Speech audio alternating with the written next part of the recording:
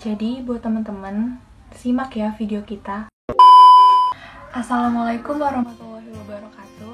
Assalamualaikum warahmatullahi wabarakatuh. Waalaikumsalam warahmatullahi wabarakatuh. Shalom teman-teman. Kami dari kelompok 5. Dari kelompok 5. Kita dari kelompok 5. Dari kelompok 5. Nama saya Karisa Layla Rahmadian. Nama saya Ananda Valenti Satria. Nama saya Bayu Acu Nugroho. Nama saya Ratri Oktavin Tindawan. Nah, kami akan memberikan penjelasannya Tentang sosialisasi politik. Kita juga akan memberikan satu implementasi bentuk dari sosialisasi politik. pengertian sosialisasi politik. Sosialisasi politik yaitu suatu komponen utama dari sebuah sistem politik. Karena dengan terdapatnya sosialisasi politik, maka seorang individu bisa mempelajari politik baik secara disadari ataupun tidak disadari oleh masing-masing individu tersebut. Sosialisasi politik dibedakan menjadi beberapa jenis.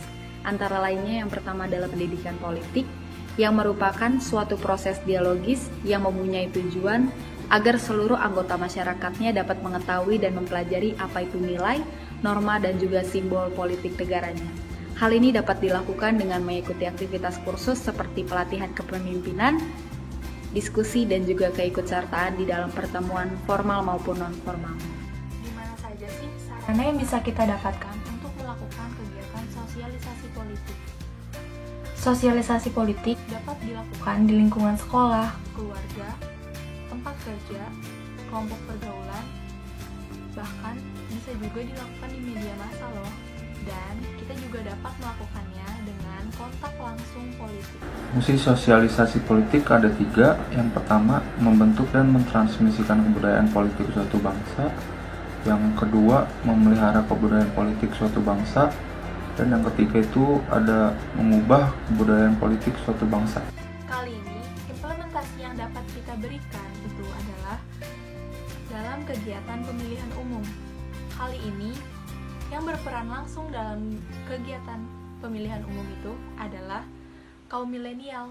Kita kaum milenial sebagai pemilih pemula harus mengetahui dan paham siapa saja orang-orang yang akan ikut serta di dalam pilkada, pemilu, maupun pileg. Milenial, kita pun harus gencar dalam mensosialisasikan pemilu agar tidak ada lagi melakukan golput ataupun kecurangan dalam pemilu. Kita pun dapat menggunakan alat peraga untuk menyebarluaskan hal ini kepada masyarakat dan juga media massa. Bentuk implementasi sosialisasi politik yang kedua itu adalah bisa kita ambil contoh dari kita sebagai mahasiswa yang ikut serta aktif dalam kegiatan organisasi ataupun forum yang memang bergerak dalam membahas kajian-kajian politik. Karena kita sebagai mahasiswa dapat berperan penting juga dalam membahas persoalan politik negara kita yang perlu banyak pembenahan. Oleh karena itu, kita sebagai generasi penerus harus dapat juga memahami sistem politik-politik di negara ini. Bentuk implementasi yang ketiga bisa kita lihat di dalam lingkungan bermasyarakat, yang dimana kita bisa mengikuti kegiatan bermusyawarah yang diadakan di sebuah kampung ataupun desa yang membahas mengenai keadaan politik yang terjadi di lingkungan sekitar masyarakat tersebut. Dengan adanya musyawarah tersebut dapat menambah luas wawasan kita mengenai masalah politik yang ada di lingkungan masyarakat. Nah, teman-teman, itu adalah satu pengimplementasian yang bisa kita berikan. Oh ya teman-teman, sosialisasi politik memiliki 4 poin penting yang bisa kita ambil loh. Poin pertama, yaitu sosialisasi politik adalah proses belajar dari pengalaman.